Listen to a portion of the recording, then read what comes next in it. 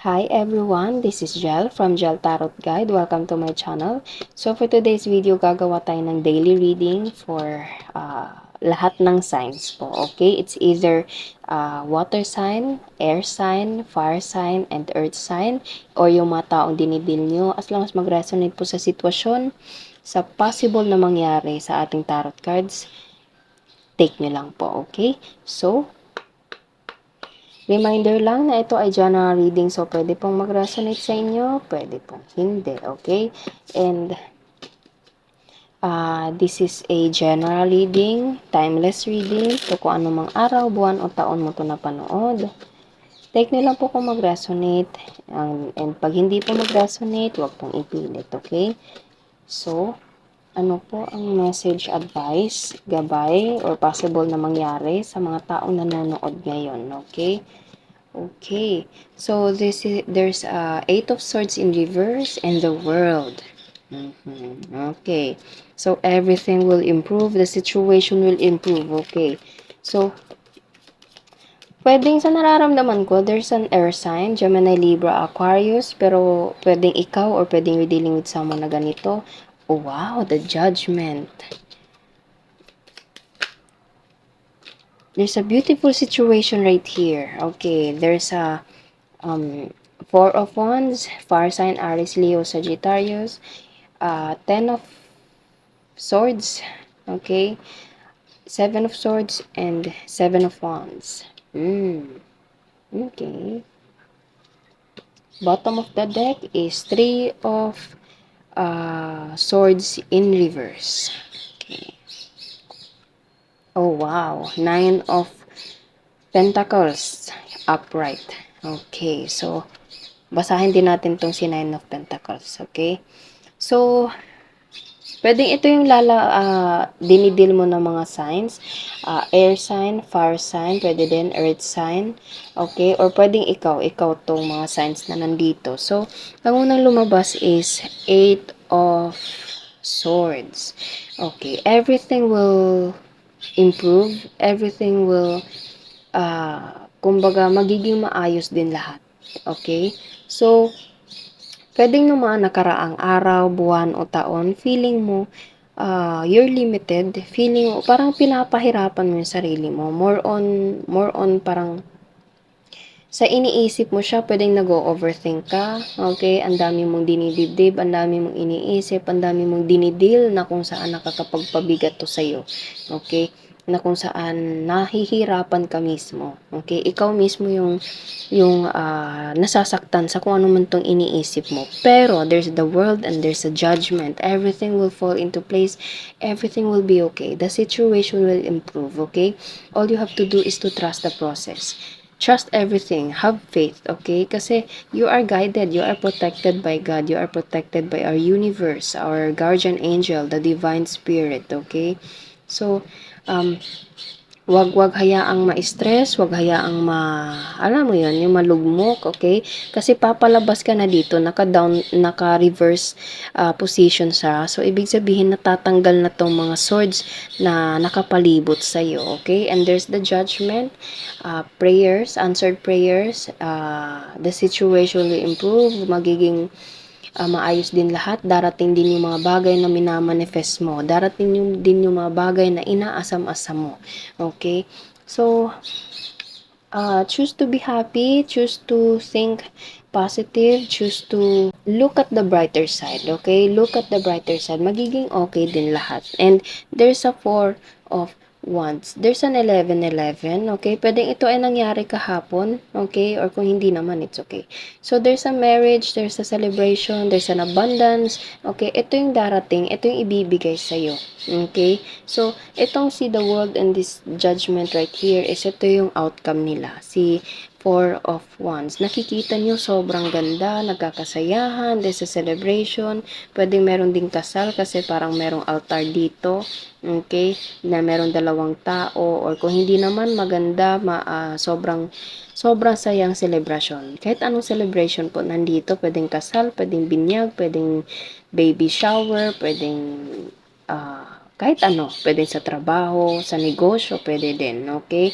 So, more on kasi parang parang dinidil mo yung mindset mo kaya ka nakakawala ka na dito. Kasi siguro ang dami mong dinidil, ang dami mong, dinadala sa sarili, okay natatakot kang, masaktan ulit, okay kasi ang dami mo din napagdaanan dati, ang daming tao ang tumusok sa'yo patalikod, ang daming tao na parang wala na lang ginawa kundi saktan ka, okay pinipili nilang saktan ka, ganun ganun yung nagke-create, okay ganun yung naging dahilan kung bakit hindi ka na ganun kadaling magtiwala, okay kasi sa ganitong sitwasyon, Ten of Swords, okay so kahit ganito yung nangyari, okay um, wala namang ibang, makakatulong sa'yo lalo na sa mindset mo kundi ikaw,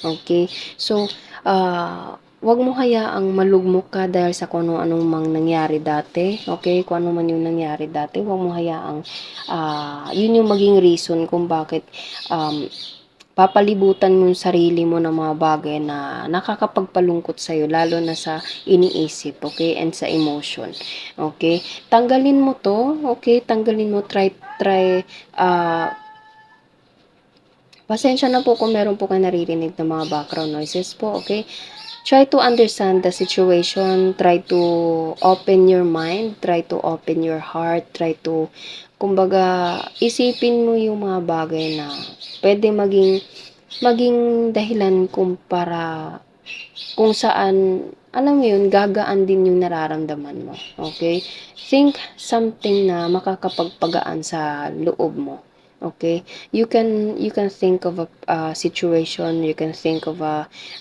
reason, okay siguro ganito kasi kaya ganun yung nangyari, okay siguro ganito kasi ganun, okay kumbaga try to open your mind and your heart, okay you don't have to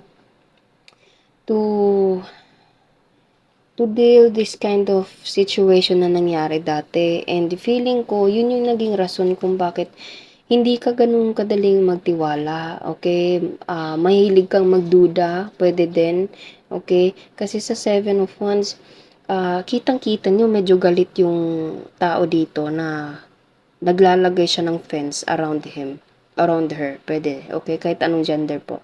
So, eto yung emotion mo after this kind of situation, okay kaya nadadama yung mga taong nakapaligid sa'yo, okay pero again, try to think positive, try to think, happiness, okay kumbaga accept and let it go, okay kumbaga it is what it is, kung ano yung para sa'yo, yun para sa'yo, kung ano yung nangyari dati, it's up to them, sila na bahala kung ano yung kung ano yung, karma na darating sa kanila, yung mga taong tumusok, yung mga taong sinaktan ka, meron ding darating sa kanila, pero sa kanila na yun, okay all you have to do is to move on, to let it go, okay and isipin mo yung para sa sarili mo kasi merong mga magagandang bagay pa na nakalaan sa'yo lalo na't meron tayo ditong the world, the judgment, and four of wands. And meron pa tayo ditong 9 of pentacles. Ito yung para sa'yo. Nakikita nyo, sobrang gandang sitwasyon. Sobrang gandang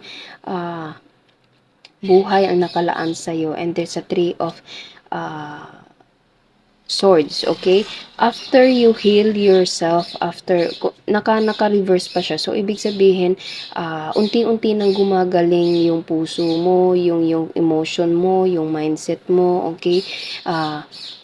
Parang pilit mong hindi naman pilit ano, pero parang tina-try mong ayusin, you fix your heart, you fix your mind, you fix your emotion, okay? You try to be a better person, and after that, pag nag-heal ka na, pag naging okay ka na, ito na yung susunod, si 9 of Pentacles. Everything will be wonderful situation, okay? So, sa reading natin ngayon, this is all about emotion, it's all about on your mind, okay?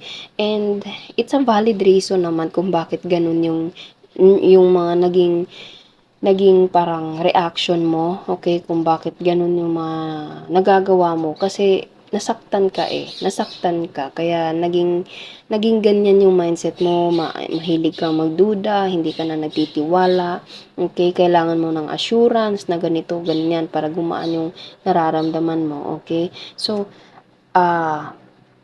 it's a valid reason, pero kailangan mo ding i-heal yung sarili mo. Kailangan mong mag-learn ng lesson na i-let go yung mga bagay na hindi para sa'yo and to trust yung mga bagay na feeling mo para sa'yo and nakalaan para sa'yo. Okay? It's either this is a situation, this is a person na dinidil mo na hindi mo madalas pinagkakatiwalaan. All you have to do is to trust, okay?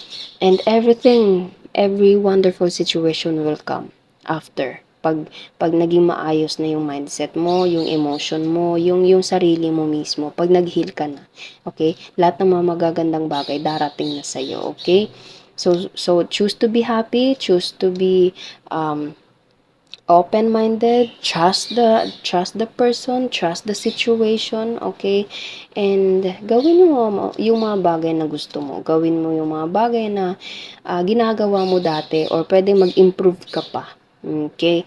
And wala choose to be happy talaga. Okay? And trust the situation, trust the person. Everything will be okay. Okay?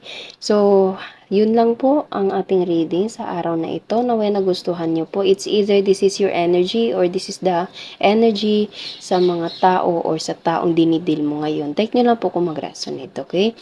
So, wag niyo po sanang kalimutan, naway nagustuhan niyo po, wag niyo po sanang kalimutan na mag-like at mag-subscribe po sa ating channel. And click the notification bell po para ma-notify po kayo sa mga susunod na videos na i-upload natin, okay? Thank you and God bless!